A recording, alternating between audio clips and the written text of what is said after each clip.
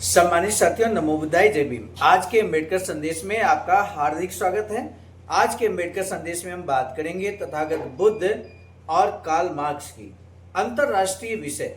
अगर हम देखें, यही एक ऐसा टॉपिक है जिसको दुनिया में किसी भी देश में जाकर आप स्पीच कर सकते हैं। बुद्ध अथवा कार्ल मार्क्स, क्रांति अथवा प्रतिक्रांति, इस विषय को लेकर यहाँ पर बाबा साहब ने जो क्रांतिकारी लेख लिखा है, उसमें आज के अम्बेडकर संदेश में हम आपके समक्ष रखेंगे तथागत बुद्ध के साधनों का मूल्य क्या है और कार्ल मार्क्स के साधनों का मूल्य क्या है। किसके साधन अंततः श्रेष्ठ और स्थायी है, दोनों में तुलना करेंगे। किसके साधन अधिक प्रभाव डालने वाले हैं तथा अमोघ है, इस बात पे भी विचार विमर्श होगा। तो आज का अम्बेडकर संदेश बेहद क्रांतिकारी होने वाला है। अंतरराष्ट्रीय विषय होने के नाते मुझे लगता है जो अच्छे वक्ता हैं, बुद्धिजीवी हैं, अम्बेडकरवादी हैं, तथागत बुद्ध के अनुयायी हैं, आप सभी को अम्बेडकर संदेश जरूर सुनना चाहिए। आज का बाबा डॉक्टर अम्बेडकर संपूर्ण वाङ्मय खंड 7 से लेकर हम उपस्थित हो चुके हैं BBAIC सारनाथ वाराणसी के सौजन्य से पेज नंबर 345 पर आप स्वयं भी अवलोकन कर सकते हैं। 345 से लेकर हम बात करेंगे आज 350 तक। अपेक्षाकृत अम्बेडकर संदेश लंबा रहेगा, लेकिन मुझे पूरा उम्मीद है कि अम्बेडकरवादी जल्दी तौर पर बहुत ही धैर्यवान होते हैं। ऐसे में आप अम्बेडकरवादी होने के नाते अम्बेडकर संदेश में अंत तक बने रहेंगे। चैनल को यदि आपने अभी तक सब्सक्राइब नहीं किया है तो बेल आइकन के साथ सब्सक्राइब करना ना भूलें। वीडियो को अंत तक देखने के बाद, सुनने के बाद आप जरूर शेयर कीजिएगा, ये हमारा विशेष निवेदन है। भाषा लिखते हैं कि साधनों का मूल्य क्या है, किसके साधन अंततः श्रेष्ठ तथा स्थायी हैं। क्या साम्यवादी ये कह सकते हैं कि अपने मूल्यवान साध्य को प्राप्त करने में उन्होंने अन्य मूल्यवान साध्यों को नष्ट नहीं किया है, उन्होंने निजी व्यक्तिगत संपत्ति को नष्ट किया है, यह मानकर कि यह एक मूल्यवान साध्य है। क्या साम्यवादी ये कह सकते हैं कि उसे प्राप्त करने की प्रक्रिया में उन्होंने अन्य मूल्यवान साध्यों को नष्ट नहीं किया है? अपने साध्य व लक्ष्य को प्राप्त करने के लिए उन्होंने कितने लोगों की हत्या की है? क्या मानव जीवन का कोई मूल्य नहीं है? क्या वे संपत्ति को उसके स्वामी का जीवन के लिए बिना उससे नहीं ले सकते? तानाशाही को लीजिए। तानाशाही का साध्य व लक्ष्य क्रांति को एक स्थायी क्रांति बनाना होता है। देखिए, हम आपको बता दें, कार्ल मार्क्स का जो साधन है परिवर्तन के लिए, स्थायी परिवर्तन चाहते हैं कार्ल मार्क्स भी, लेकिन उन्होंने जो साधन की बात की है वो हिंसा और तानाशाही की बात की है। तथागत बुद्ध ने तानाशाही को पूरी तरह से इग्नोर किया है। हिंसा को जहां तक बात है तो हिंसा को बाबा साहब ने जिस रूप में कार्ल मार्क्स ने प्रस्तुत किया उसका विरोध किया है तथागत बुद्ध ने। पिछले अम्बेडकर संदेश में हम आपको बता चुके हैं, तो इसलिए तानाशाही शब्द यहाँ पर आया। तो बाबा साहब लिखते हैं कि तानाशाही को लीजिए। तानाशाही का साध्य व लक्ष्य क्रांति को एक स्थायी क्रांति बनाना होता है। यह एक मूल्यवान साध्य है, परंतु क्या साम्यवादी ये कह सकते हैं कि इस साध्य को उपलब्ध करने के लिए उन्होंने अन्य मूल्यवान साध्यों को नष्ट नहीं किया है? तानाशाही के बारे में ये कहा गया है कि इसमें स्वतंत्रता और संसदीय सरकार का प्राय अभाव होता है, अर्थात दोनों व्याख्याएं पूर्णतः स्पष्ट नहीं है। स्वतंत्रता का अभाव तो संसदीय सरकार में भी होता है, क्योंकि कानून का अभिप्राय होता है स्वतंत्रता का अभाव। इसी में तानाशाही तथा संसदीय सरकार का अंतर्निहित है। संसदीय सरकार में प्रत्येक नागरिक को अपनी स्वतंत्रता पर सरकार द्वारा थोपे गए बंधनों की आलोचना करने का पूरा अधिकार होता है। संसदीय सरकार में आपके कुछ कर्तव्य तथा कुछ अधिकार होते हैं। आपका कर्तव्य है कि आप कानून का पालन करें और यह अधिकार है कि उसकी आलोचना करें। तानाशाही में आपका केवल कर्तव्य होता है कि आप कानून का पालन करें, परंतु आपको उसकी आलोचना करने का कोई अधिकार नहीं होता है। इसके साधन अधिक प्रभावोत्पादक व अमोघ हैं। अब हमें इस बात पर विचार करना है कि किसके साधन अधिक टिकाऊ तथा स्थायी हैं। हमें बल प्रयोग तथा नैतिक प्रवृत्ति पर आधारित सरकार के बीच चयन करना होगा। वर्क ने कहा है कि बल प्रयोग स्थायी साधन नहीं हो सकता। अमेरिका के साथ सहमत के संबंध में उसने यह अविस्मरणीय चेतावनी दी थी। ये अविस्मरणीय चेतावनी जो वर्क ने दी है, ये हर अम्बेडकरवादी के लिए जानना बहुत जरूरी है। उन्होंने कहा कि महोदय, पहले मुझे ये बात कहने की अनुमति दीजिए कि एकमात्र बल का प्रयोग केवल अस्थायी होता है। यह कुछ समय के लिए किसी को वश में ला सकता है, परंतु यह उसे पुनः वश में करने की आवश्यकता को समाप्त नहीं करता, और किसी भी ऐसे राष्ट्र पर शासन नहीं किया जा सकता जिस पर बार बार विजय के लिए चढ़ाई करनी पड़े। मेरी अगली आपत्ति इसकी अनिश्चितता के संबंध में है। बल प्रयोग का परिणाम हमेशा आतंक नहीं होता और युद्ध सामग्री विजय नहीं होती। आप साधन विहीन हैं, क्योंकि समझौता असफल होने पर बल बना रहता है, परंतु यदि बल प्रयोग असफल हो जाए तो समझौते की कोई आशा नहीं रहती। शक्ति तथा सत्ता कभी दया से भी प्राप्त की जा सकती है, परंतु अशक्त तथा पराजित हिंसा के द्वारा उसकी कभी भीख नहीं मांगी जा सकती। बल प्रयोग के बारे में मेरी अगली आपत्ति यह है कि आप अपने लक्ष्य को अपने ही प्रयत्नों से धूल धूसरित कर देते हैं, जो आप उसे अक्षत बनाने के लिए करते हैं। आपने जिस लक्ष्य को प्राप्त करने के लिए पहले संघर्ष किया था वह आपको पुनः मिल तो जाता है, लेकिन वह इस कारण तुच्छ, गलित, अपशिष्ट और छीनी हुई वस्तु सरीखा होता है। बुद्ध ने भिक्षुओं को अपने एक प्रवचन में न्याय संगत शासन तथा कानून के शासन के बीच अंतर दर्शाया है। भिक्षुओं को संबोधित करते हुए तथागत बुद्ध ने कहा, बंधुओं, बहुत समय पहले स्त्रात्रय यानी कि स्ट्रॉन्ग टायर नामक एक प्रभुसत्ता संपन्न अधिपति था। वह एक ऐसा राजा था जो धर्म परायणता से शासन करता था। वह पृथ्वी की चारों दिशाओं का स्वामी, विजेता तथा अपनी जनता का रक्षक था। उसके पास दिव्य चक्र था। वह समुद्र पर्यंत पृथ्वी पर परमाधिकार पूर्वक रहता था। उसने इस पर विजय प्राप्त की थी, साहस से नहीं, तलवार से नहीं, बल्कि धर्म परायणता से। अब बंधुओं, बहुत वर्षों के बाद, सैकड़ों वर्षों के बाद, मनु के 1000 वर्षों बाद राजा स्त्रात्रय ने किसी व्यक्ति को आदेश दिया और ये कहा कि महोदय, आप यह देखें कि दिव्य चक्र थोड़ा सा धंस गया है, वह अपने स्थान से नीचे की ओर सरक गया है। इस विषय में आप मुझे आकर बताइए।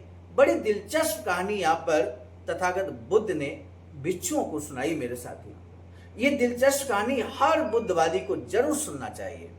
सैकड़ों वर्षों के बाद वह अपने स्थान से सरक गया। इसे देखने के बाद वह व्यक्ति राजा स्त्रात्रय के पास गया और कहा, महाराज, ये सच मानिए कि दिव्य चक्र धंस गया है, वह अपने स्थान से सरक गया है। बंधुओं, राजा स्त्रात्रय ने अपने बड़े राजकुमार को बुलाया और उससे इस प्रकार कहा, प्रिय पुत्र, देखो, मेरा दिव्य चक्र थोड़ा सा धंस गया है, वह अपने स्थान से सरक गया है। मुझे ये बताया गया है कि चक्र को घुमाने वाले राजा का दिव्य चक्र जब धंस या झुक जाएगा, वह अपने स्थान से सरक जाएगा, तब वह राजा और अधिक समय तक जीवित नहीं रहेगा। मैंने मानव जीवन के सब सुख व आनंद भोग लिए हैं। अब ईश्वरीय आनंद की खोज करने का समय है। प्रिय पुत्र, आओ, तुम महासागर से घिरी इस पृथ्वी का कार्यभार संभालो, परंतु मैं अपने सिर व दाढ़ी का मुंडन कराकर तथा पीले वस्त्र पहनकर घर को छोड़कर यहाँ से गृह विहीन हो जाऊंगा।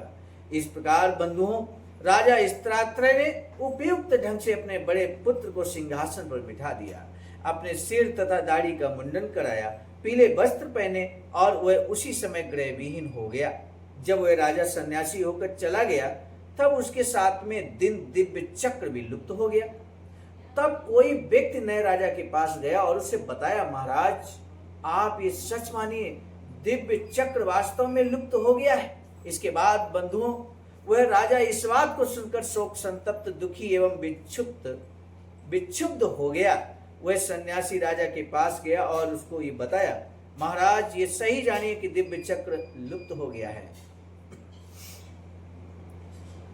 और उस नए अभिषिक्त राजा के ये कहने पर सन्यासी राजा ने उत्तर दिया, प्रिय पुत्र, तुम अब इस बात पर दुखी मत हो कि दिव्य चक्र लुप्त हो गया है, और ना ही इस बात पर विषाद करो, क्योंकि प्रिय पुत्र, दिव्य चक्र तुम्हारी कोई पैतृक संपत्ति नहीं है, परंतु प्रिय पुत्र, चक्र प्रवर्तक बनने का प्रयत्न करो। संसार में सच्चे राजाओं ने अपने लिए जो आदर्श कर्तव्य स्वयं निर्धारित किए हैं, तुम उन आदर्शों के अनुसार कार्य करो। चक्र प्रवर्तक बनने का मतलब ये है कि संसार में सच्चे राजाओं ने जिस तरह से अपने आदर्श प्रस्तुत किए, अपना कर्तव्य स्वयं निर्धारित किया, उनका अनुसरण करने की बात यहाँ पर राजा ने, सन्यासी राजा ने अपने पुत्र से बताया है। फिर हो सकता है कि अगर तुम चक्र प्रवर्तक राजा के श्रेष्ठ कर्तव्य कर रहे होंगे, तब चंद्र पर्व के दिन जब तुम स्थान कर सबसे ऊपर वाले छज्जे पर चंद्र दर्शन के लिए जाओ, तब दिव्य चक्र अपने सहस्त्रों अरो चक्र नाभ तथा अपने संपूर्ण अवयवों के साथ पूर्ण रूप में प्रकट हो जाएगा। ये बात यहाँ पर सन्यासी राजा ने अपने पुत्र से कही मेरे साथियों। किंतु महाराज, चक्र प्रवर्तक राजा का आर श्रेष्ठ कर्तव्य क्या है? पुत्र ने यहां पर बहुत महत्वपूर्ण प्रश्न पूछा अपने सन्यासी राजा पिता से कि चक्र प्रवर्तक राजा का आर श्रेष्ठ यानी कि सर्वाधिक श्रेष्ठ कर्तव्य क्या है? तब सन्यासी राजा ने कहा, प्रिय पुत्र, ये कर्तव्य यह है कि आदर्श, सत्य तथा धर्म परायणता के नियम को सामने रखकर उसको सम्मान, सत्कार तथा आदर प्रदान कर, उसके प्रति श्रद्धांजलि अर्पित कर, श्रद्धा पूर्वक स्वयं आदर्श बन, आदर्श को अपना स्वामी मानकर अपनी जनता, सेना, विद्वान वर्ग के लोगों, सेवकों तथा आश्रितों, ब्राह्मणों तथा गृहस्थों, नगर तथा ग्रामवासियों, धार्मिक लोगों तथा पशु पक्षियों को सुरक्षा प्रदान करनी चाहिए और उनकी अच्छी प्रकार से रखवाली तथा देख रेख करनी चाहिए। तुम्हारे समूचे राज्य में कोई भी काम गलत व अनुचित नहीं होना चाहिए और तुम्हारे राज्य में जो भी व्यक्ति निर्धन है उसको धन दिया जाए। और प्रिय पुत्र, तुम्हारे राज्य में धार्मिक व्यक्ति, स्वस्थ व्यक्ति तथा सहिष्णु व्यक्ति और स्वार्थहीन व्यक्ति और आत्मरक्षा करने वाला व्यक्ति जब समय समय पर तुम्हारे पास आए और वह पूछे कि क्या अच्छा है, क्या बुरा है, क्या अपराध है, क्या नहीं, क्या करना चाहिए और क्या नहीं करना चाहिए, सुख दुख के लिए अंततः गत्वा कौन सी कार्य प्रणाली सफल होगी, जब वह उक्त प्रकार के प्रश्न करे, तब तुम्हें उसकी बात सुननी चाहिए और तुम्हें उनको बुराई व पाप से रोकना चाहिए और उनको जो अच्छे काम है करने के लिए प्रेरित करना चाहिए। प्रिय पुत्र, संसार के राजा का यही आर्य कर्तव्य है। ये बताया यहाँ पर सन्यासी राजा पिता ने अपने पुत्र को। अभिषिक्त राजा ने कहा, ऐसा ही होगा। उसने आज्ञा का पालन करते हुए राजा के श्रेष्ठ कर्तव्य का पालन किया। इस प्रकार आचरण करते हुए वह चंद्र पर स्नान कर अनुष्ठान करने के लिए सबसे ऊपरी छज्जे पर गया तो दिव्य चक्र अपने सहस्त्रों अरो स्पोक्स चक्र नाभि तथा अपने संपूर्ण अवयवों सहित प्रकट हुआ। उसे देखकर राजा के मन में आया, मुझे ये बताया गया है कि जिस राजा के समक्ष ऐसे अवसर पर यदि दिव्य चक्र स्वयं पूर्ण रूप में प्रकट होता है तो वह राजा चक्र प्रवर्तक प्रभुता संपन्न राजा हो जाता है। मैं भी संसार का सर्व प्रभुत्व संपन्न राजा बन सकता हूँ। इसके बाद बंधुओं, वह राजा अपने स्थान से उठा और उसने अपने एक कंधे से वस्त्र हटाकर अपने बाएं हाथ में एक घड़ा लिया और अपने दाएं हाथ से चक्र पर जल छिड़का और ये कहा, हे दिव्य चक्र, आगे बढ़ो और विजय प्राप्त करो। फिर बंधुओं, दिव्य चक्र पूर्व दिशा की ओर बढ़ा और इसके बाद वह चक्र प्रवर्तक राजा उसके पीछे पीछे, उसके साथ उसकी सेना, अश्व, रथ तथा हाथी और मनुष्य गए। जिसवें स्थान पर बंधुओं वह चक्र रुका, उसी स्थान पर वह राजा युद्ध में विजयी हुआ। उस राजा ने तथा उसके साथ उसकी चतुरंगिनी सेना ने वहीं अपना आवास बनाया। इसके बाद उस प्रदेश के अन्य प्रतिद्वंदी राजा उस चक्रवर्ती राजा के पास आया और उससे कहा, आइए हे महान राजन, आपका स्वागत है, यहाँ सब कुछ आपका है, हमें शिक्षा दीजिए। उस चक्रवर्ती राजा एवं योद्धा ने इस प्रकार कहा, आप किसी प्राणी की हत्या नहीं करेंगे। अब ध्यान दीजिए मेरे साथी, ये तथागत बुद्ध का पंचशील सिद्धांत यहाँ पर आज इस राजा ने सिखाने का कार्य किया अन्य राजाओं को। क्या कहा अन्य राजाओं से? आप किसी प्राणी की हत्या नहीं करेंगे, जो आपको नहीं दिया गया है आप उसे नहीं लेंगे, अर्थात चोरी नहीं करेंगे। आप इच्छाओं के गलत व अनुचित कार्य नहीं करेंगे, यानी कि वासनाओं से मुक्त रहेंगे। किसी तरह का व्यभिचार नहीं करेंगे। आप झूठ नहीं बोलेंगे। आज कोई मादक पेय नहीं पिएंगे। आप अपनी संपत्ति व अधिकारों का उसी प्रकार प्रयोग न करें जैसा कि आप अभ्यस्त हैं। यहाँ पर तथागत बुद्ध के 5 सिद्धांत, पंचशील सिद्धांत को यहाँ पर बखूबी राजाओं ने समझा मेरे साथियों, और एक राजा ने समझाने का कार्य किया। इसके बाद बंधुओं, दिव्य चक्र पूर्वी महासागर में डुबकी लगाकर बाहर निकला और फिर दक्षिणी प्रदेश की ओर बढ़ा,